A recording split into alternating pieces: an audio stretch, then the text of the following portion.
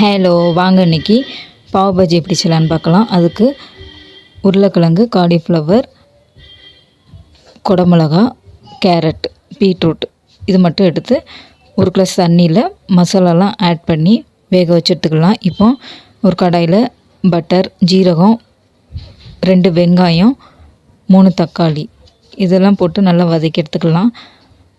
Pav Baji masala 3 spoon add பண்ணியிருக்கேன். இப்போ வெந்த காய்கறிகளை இந்த மாதிரி நல்லா மேஷ் பண்ணி விட்டுட்டு தக்காளி வெங்காயத்தோடு இதை சேர்த்து நல்லா எண்ணெய் பிரிஞ்சு வர வரைக்கும் நல்லா வதக்கி விட்டுருங்க. இப்போ பாஜி ரெடி ஆயிடுச்சு. பாவை ஒரு பேனில் பட்டர் ஆட் பண்ணி கட் பண்ணி ரோஸ்ட் பண்ணி எடுத்து இந்த மாதிரி சாப்பிட்டு பாருங்கள். டேஸ்ட் அல்டிமேட்டாக இருக்கும். என்னோடய வீடியோவை ப்ளீஸ் சப்ஸ்கிரைப் பண்ணுங்கள். தேங்க்யூ.